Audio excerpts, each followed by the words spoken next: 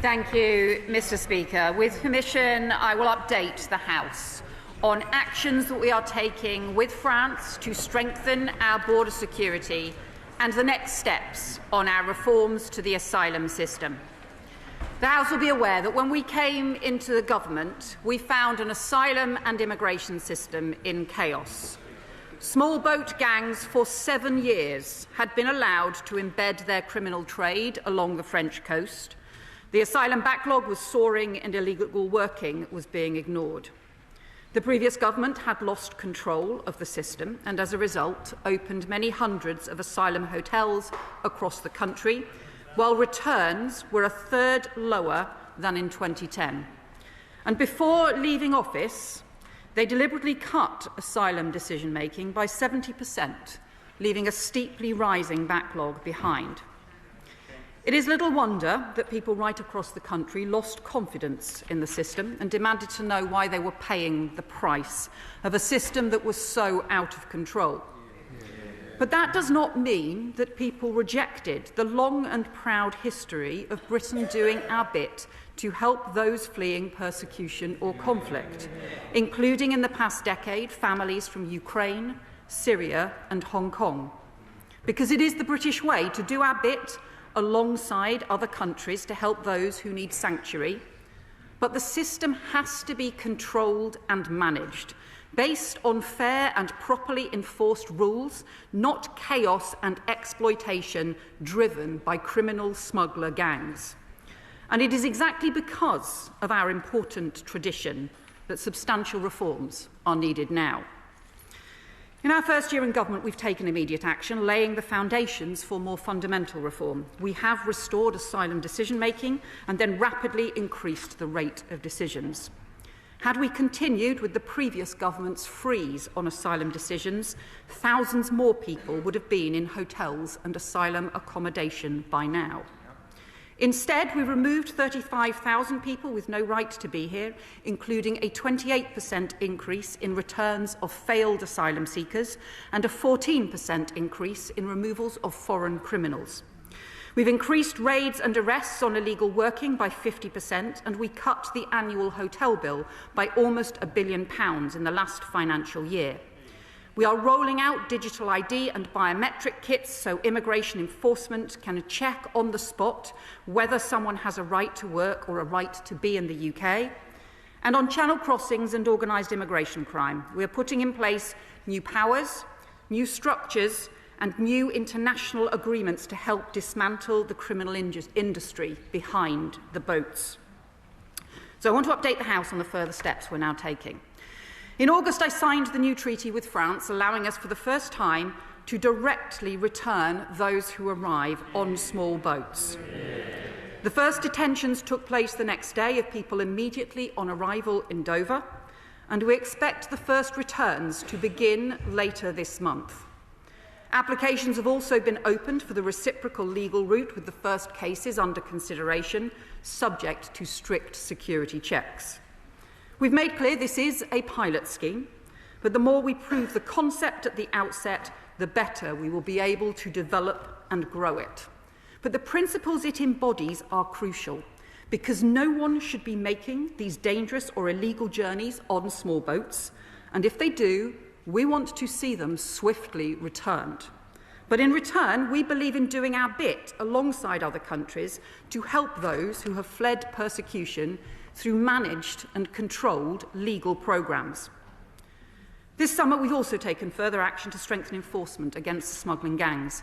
France has reviewed its maritime approach to allow for the interception of taxi boats in French waters, and we will continue to work with them to implement this change as soon as possible.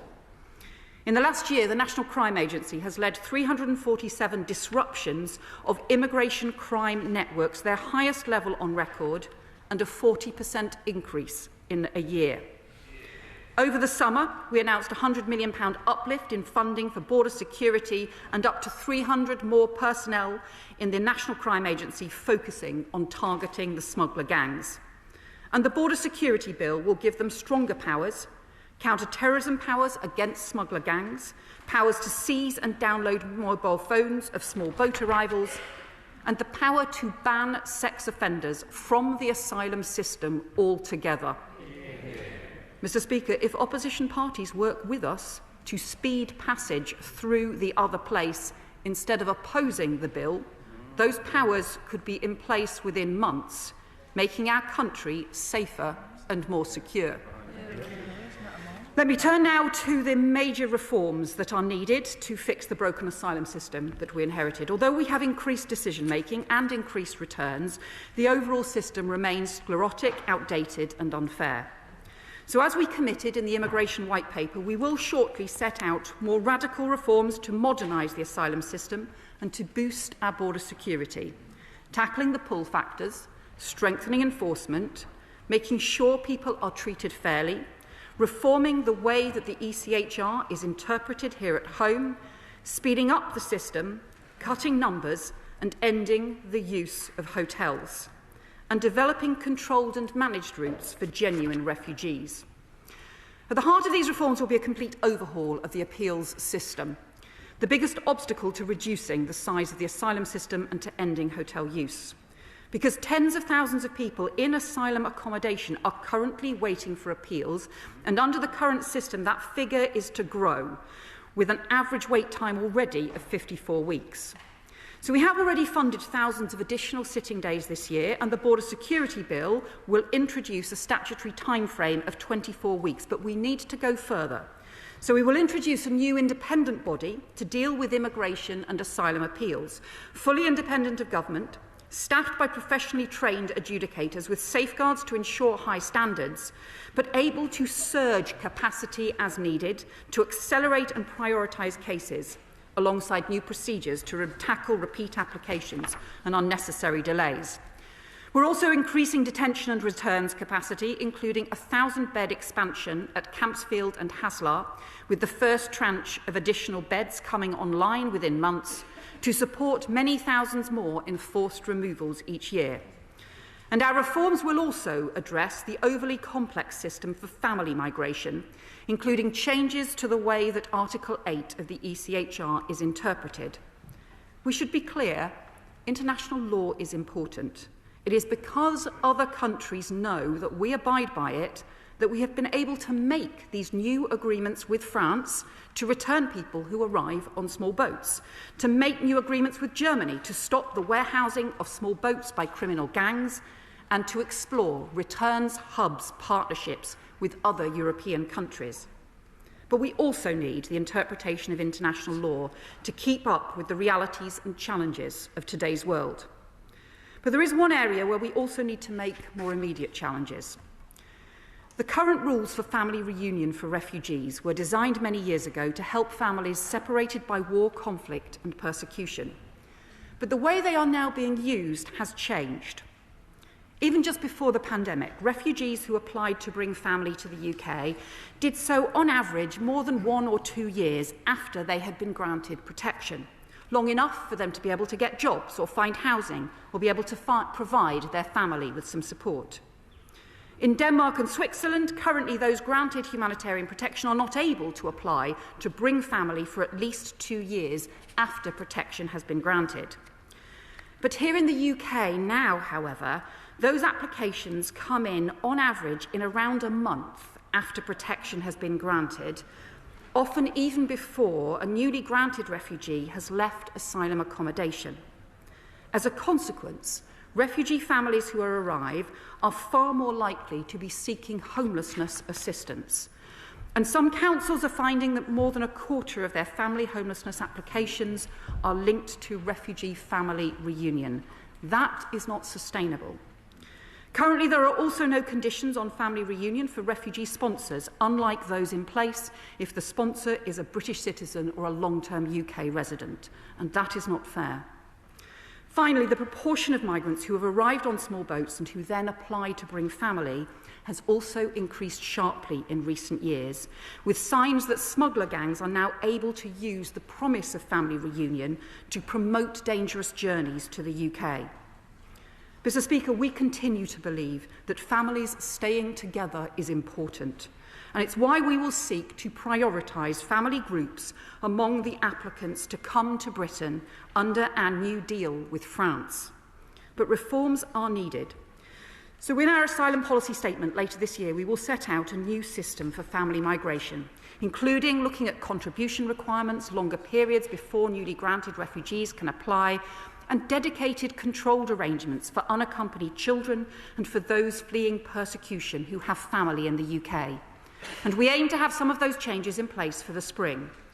But in the meantime, we do need to address the immediate pressures on local authorities and the risks from criminal gangs using family reunion as a pull factor to encourage more people onto dangerous boats. Therefore, we are bringing forward new immigration rules this week to temporarily suspend new applications under the existing dedicated refugee family reunion route. Until the new framework is introduced, refugees will be covered by the same family migration rules and conditions as everyone else. Mr. Speaker, let me turn next to the action we're taking to ensure that every asylum hotel will be closed for good under this government. Not just by shifting individuals from hotels to other sites, but by driving down the numbers in supported accommodation overall. And not in a chaotic way through piecemeal court judgments, but through a controlled, managed and orderly programme. Driving down inflow into the asylum system, clearing the appeals backlog, which is crucial, and continuing to increase returns. Within the asylum estate, we are reconfiguring sites, increasing room sharing, tightening the test for accommodation and working at pace to identify alternative, cheaper and more appropriate accommodation with other government departments and with local authorities.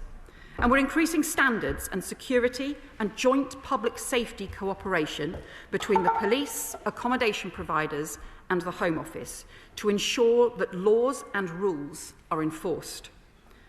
Mr. Speaker, I understand and agree with local councils and communities who want the asylum hotels in their communities closed, because we need to close all asylum hotels and we need to do so for good. But that must be done in a controlled and orderly manner and not through a return to the previous government's chaos that led to the opening of hotels in the first place. Finally, Mr. Speaker, let me update the House on the continued legal and controlled support that we will provide for those facing conflict and persecution. We will continue to do our bit to support Ukraine, extending the Ukraine Permission Extension Scheme by a further 24 months, with further details to be set out in due course.